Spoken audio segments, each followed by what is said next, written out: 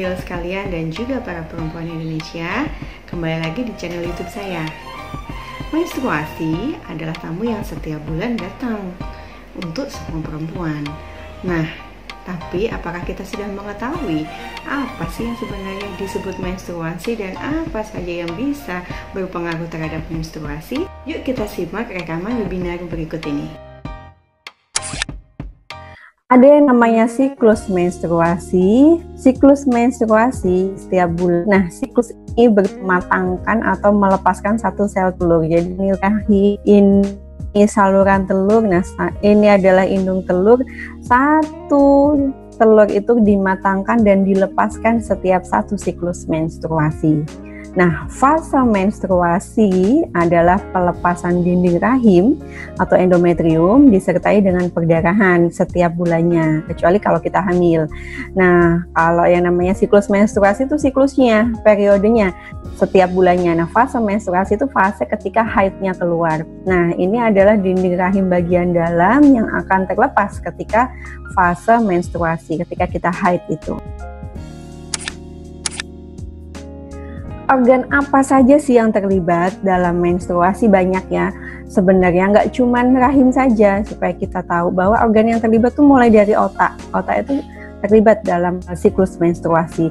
Kemudian payudara, kemudian ada genitalia atau organ reproduksi atau organ kesehatan perempuan, baik yang di luar atau yang di dalam.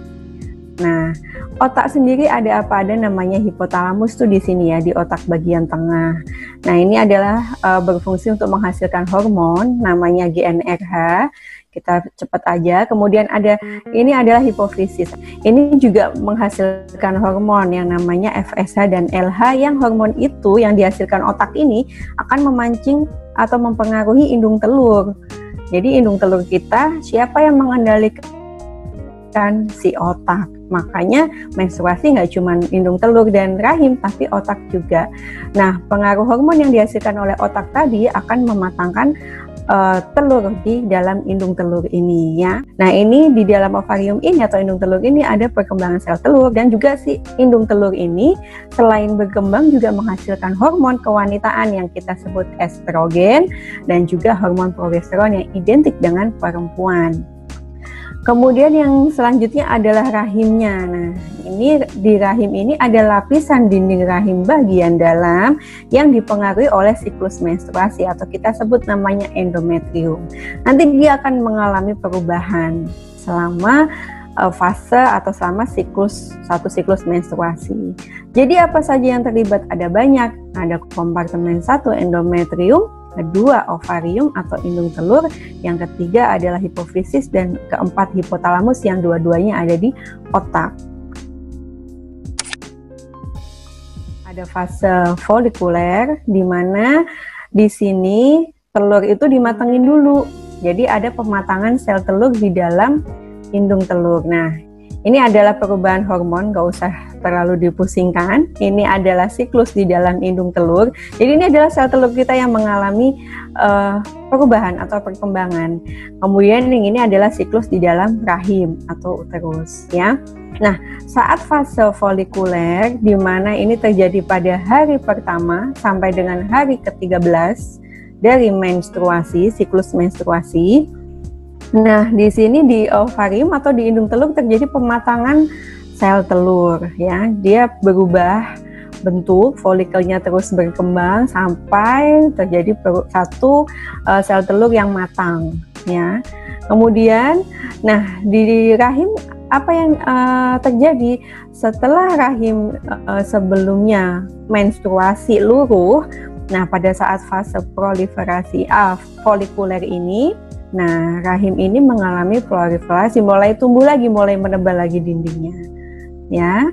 Sampai pada hari ke-14 haid atau siklus menstruasi. Nah, disinilah terjadi pecahnya sel telur. Jadi telur yang matang tadi, satu telur yang matang tadi pecah. Nah, di sini juga rahim menebal, terus menebal. Kemudian yang selanjutnya adalah fase luteal. Nah, telur yang pecah ini tadi, kalau ketemu sperma akan terjadi pembuahan, maka si ibu hamil, perempuan itu hamil.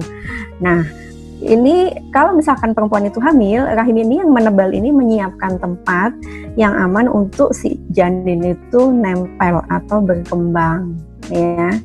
Kalau perempuannya tidak hamil, tidak ketemu sperma gimana? Ya, telur ini tidak dibuahi. Nah, rahim yang sudah mengalami penebalan ini akan meluruh seperti ini. Hormon itu akan mendadak, yang di sini ini turun, kemudian muncullah yang rahim, kemudian setelah menyempit melebar mendadak, kemudian pembuluh darah yang melebar itu bersama dengan lapisan rahim yang bagi ini dia meluruhlah ke bawah atau keluar ke vagina, terjadilah yang namanya haid. Jadi haid itu begitu kompleks prosesnya, ya. Menstruasi yang normal itu yang seperti apa sih? Nah, ini kan sering kita pertanyakan, ya. Yang pertama adalah intervalnya, 21 sampai dengan 35 hari lamanya harusnya di siklus yang normal. Durasinya antara 2 sampai dengan 7 hari. Rata-rata perempuan itu 4 sampai dengan 6 hari. Jumlah darahnya 25 sampai 60 cc per hari, atau kita bisa gampangnya kurang dari 1 pembalut per 3 jam. Jadi kalau teman-teman sekalian mengalami haid yang udah 3 jam sekali ganti pembalut, nah itu berarti udah nggak normal jumlahnya, gitu gampangnya, ya. Kemudian, nah ini tadi siklus haid yang normal atau siklus menstruasi yang normal, ini kita lihat, ya. Ini kita anggap 28 hari. Tadi normalnya kan 21 sampai 35 hari, ya. Nah, kita lihat kalau di sini adalah siklus yang 28 hari yang ini adalah siklus pada umumnya atau kebanyakan, ya.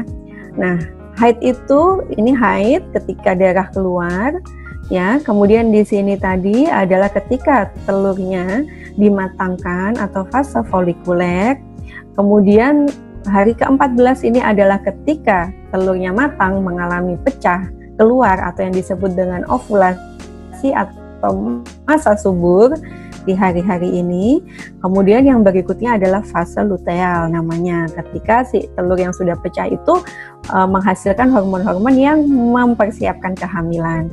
Nah, periode yang tetap adalah yang di sini adalah 14 hari dari mulai telur pecah sampai datang haid berikutnya, ini adalah tetap 14 hari. Nah, kenapa bisa berubah-ubah? Ada yang 21, ada yang 35. Nah, yang berbeda-beda adalah hari yang dibutuhkan untuk mematangkan satu sel telur itu. Ya, itu kenapa siklus itu bervariasi, ada yang pendek, ada yang panjang. Kemudian perubahan apa sih dalam siklus menstruasi yang sering dirasakan, ya? Ini pas kita lagi berdarah-berdarahnya nih, lagi haid, ya, atau fase perdarahan atau bleeding phase.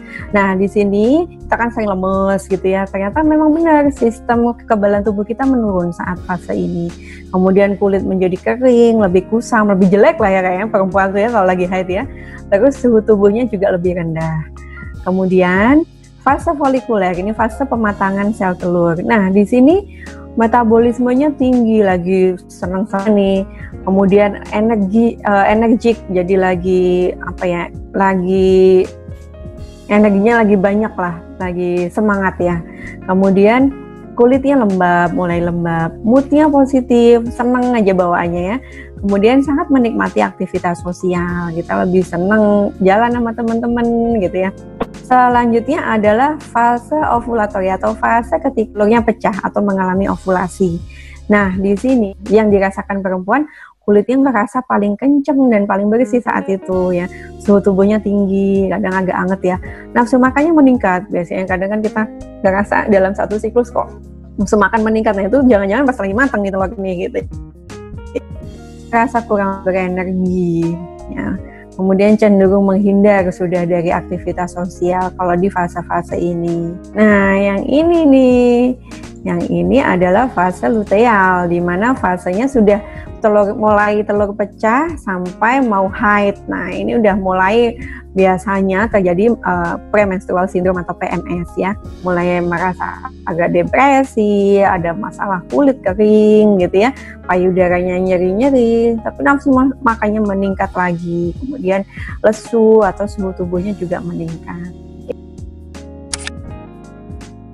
Dalam satu siklus menstruasi tadi yang bisa 21 sampai 35 hari tadi lamanya, nah itu ada perubahan indung telur dan ada perubahan rahim ya, kita sudah pelajari tadi ya. Nah di USG pun, dalam pemeriksaan USG pun juga terjadi perubahan. Ini saat telurnya masih kecil-kecil, ini contoh telur yang sudah matang, mulai matang, ini contoh telur yang matang gitu ya, makin besar. Itu berbeda-beda, jadi hari kapan kita melakukan USG itu berbeda-beda apa yang akan dilihat saat USG. Sama juga dinding rahim juga. Ini awal-awal setelah haid, dinding rahimnya tipis seperti ini. Kemudian dia akan lebih menebar dan saat kita sudah mulai akan ovulasi atau masa subur. Nah, di sini adalah yang lebih tebal lagi dan lebih padat. Di sini ketika kita sudah mulai haid, akan haid ya, akan keluar darah haid. Itu sudah paling tebal, paling padat gitu ya kan, putih-putih. Ini dinding rahim bagian dalam. Nah, ini mula kenapa ketika ada permasalahan menstruasi penting mencatat siklus menstruasinya selama 3 bulan terakhir jika akan melakukan pemeriksaan, karena nanti dokter akan berbeda ya, apa yang dikatakan normal ketika haid hari kedua misalkan dengan teman-teman sudah haid hari ke-14 itu akan berbeda. Jadi ini adalah bekal yang sangat penting untuk mencatat siklus menstruasi setidaknya selama 3 bulan terakhir. Demikian sobat sekalian, kita sudah memahami bagaimana sih menstruasi, apa yang mempengaruhi, dan bagaimana perubahan-perubahan menstruasi normal. Nah, selanjutnya untuk mengetahui apa saja sih masalah-masalah yang sering selama menstruasi, simak saja di video berikutnya. Baik sobat sekalian, jangan lupa tetap cerdas karena masa depan bangsa Indonesia ada pada sentuhan para ibu sekalian. Terima kasih. Wassalamualaikum warahmatullahi wabarakatuh.